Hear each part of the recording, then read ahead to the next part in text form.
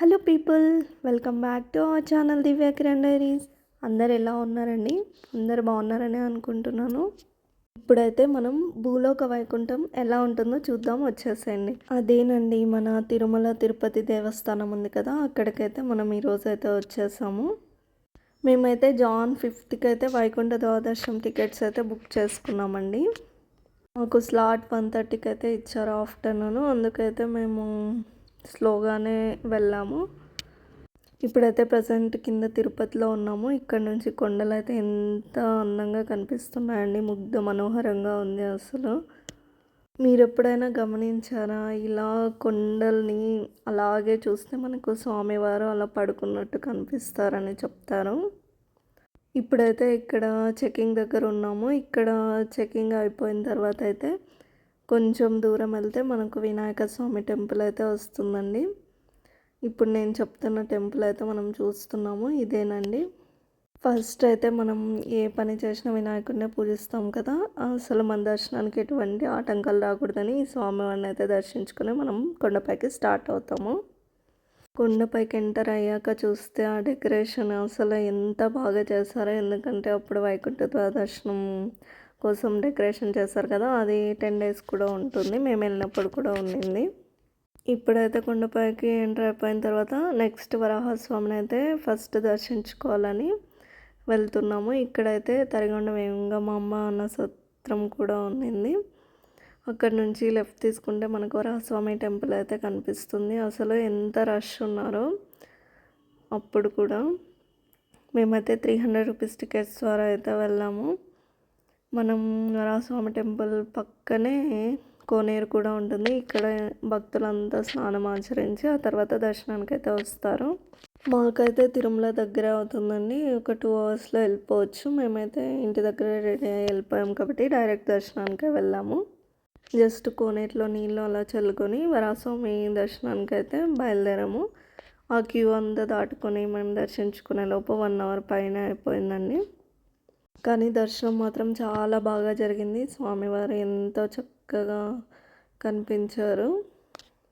మనం ఎందుకు ఫస్ట్ వరాహస్వామిని దర్శించుకుంటామంటే, పురాణాల్లో ఎలా చెప్తారంటే, వెంకటేశ్వర స్వామి అయితే వరాహస్వామికి ఇలా చెప్పింటాడంట, నీ దర్శనం తర్వాతే నా దర్శనం చేసుకుంటారు భక్తులు అని.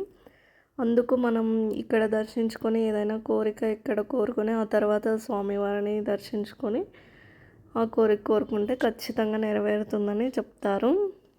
ఇక్కడైతే గుడి దగ్గర ఫ్లవర్స్తో డెకరేషన్ మామూలుగా లేదండి, అసలు చూస్తే కళ్ళు చెదిరేలా ఉన్నాయి. మొత్తం గుడి ప్రాంగణం అంతా భక్తులతో కిటకిటలాడుతుంది. అసలు ఎక్కడ చూసిన భక్తులే ఉన్నారు, గ్యాపే లేదు. అందరూ ఆ డెకరేషన్ చాలా బాగుంది కదా, ఫొటోస్ దిగుతున్నారు.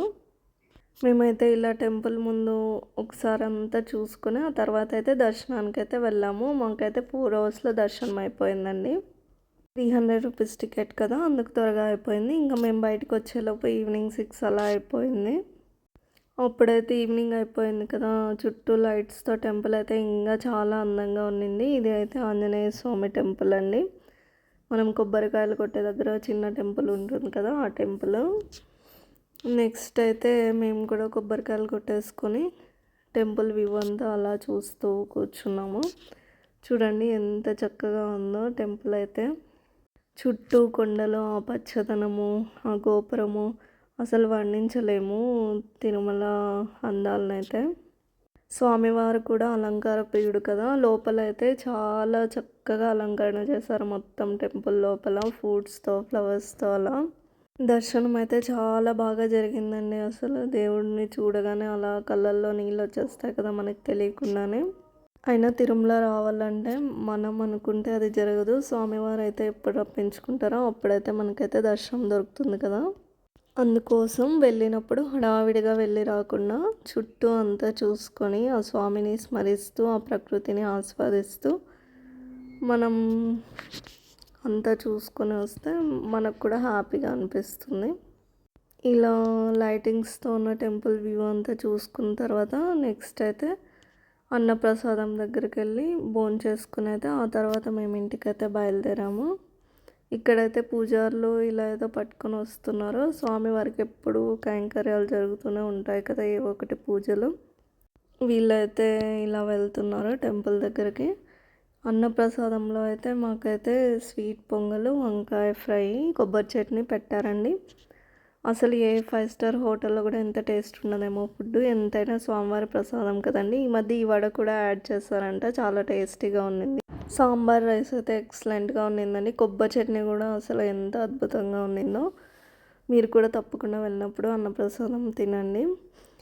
ఇవి అండి తిరుమల విశేషాలు. ఈ వీడియో నచ్చితే లైక్ చేయండి, మన ఛానల్ని సబ్స్క్రైబ్ చేసుకుని. Thank you.